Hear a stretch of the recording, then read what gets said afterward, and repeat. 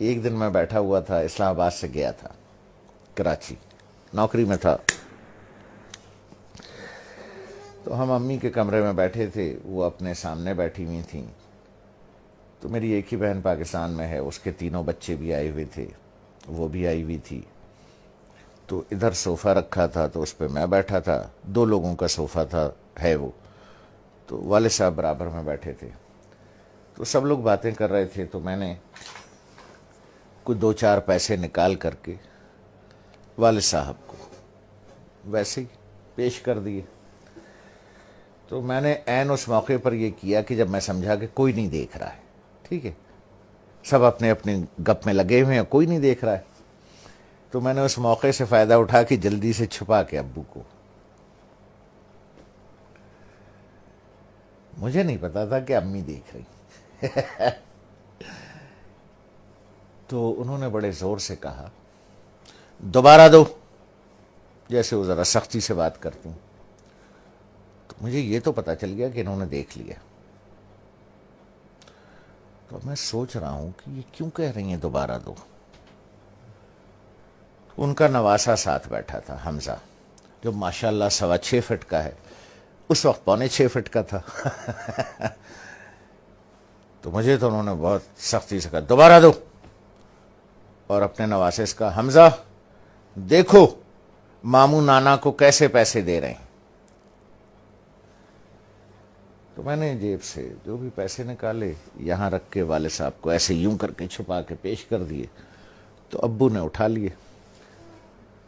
تو دوبارہ جب امی نے کہا کہ دوبارہ دو، حمزہ دیکھو ماموں کیسے پیسے دے رہے ہیں نانا کو، تو میں نے دوبارہ دے دیے، تو والدہ نے کہا کہ اب اسے بتاؤ کہ تم نے ایسے کیوں دیے۔ تو میں نے کہا دیکھو بھائی حمزہ میاں، یہ میرے والد صاحب ہیں، میں ساری عمر ان کے ہاتھ سے پیسے لیتا رہا ہوں، اب میں نے یوں نکال کے پیسے دوں گا تو میرے والد صاحب کا ہاتھ یوں ہوگا،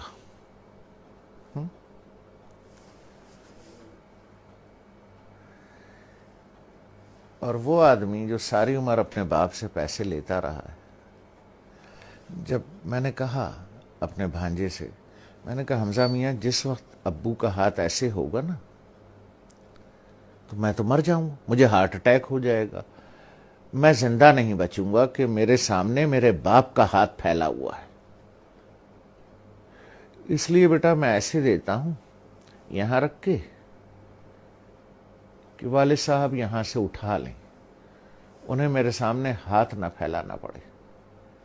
جس طرح سے پرانے وقتوں میں بادشاہوں کو نظر اور نیاز دی جاتی تھی نا یوں کر کے، اور بادشاہ اگر قبول کر لے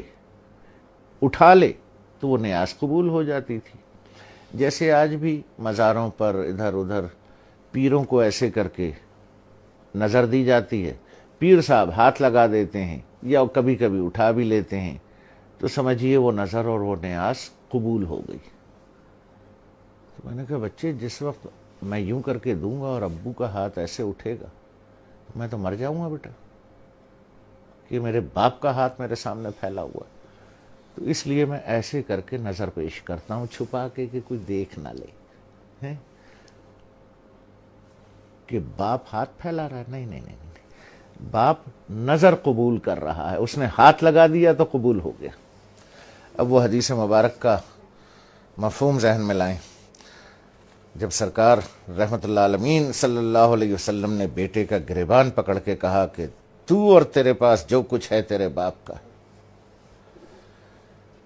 لوگ بھاگتے ہیں، میں آخری بات کروں، لوگ بھاگتے ہیں وہ فلانے پیر صاحب سے دعا کرا لیں، ہیں جی، وہ فلانے مزار پہ دعا کر لیں، وہ پیر صاحب کا جھوٹا پانی پی لیں، ہیں جی، وہ پیر صاحب کی جوتیاں اٹھا لیں، بخشے جائیں گے، ثواب ملے گا۔ ارے یار 2 عدد پیر تمہارے گھر میں بیٹھے ہیں،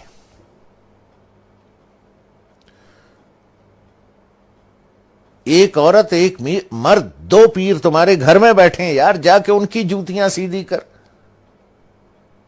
ان کا جھوٹا پانی پی، ان کے پیر دبا، پیر صاحب کے بجائے باپ کو نظر اور نیاز پیش کر، جا کے ابا کے جوتے پالش کر، ماں کی چپلیں سیدھی کر کے رکھ، دو پیر گھر میں بیٹھے ہیں، ان کو چھوڑ کے اللہ کو ڈھونڈنے کہیں اور جاتے ہو، شرم نہیں آتی؟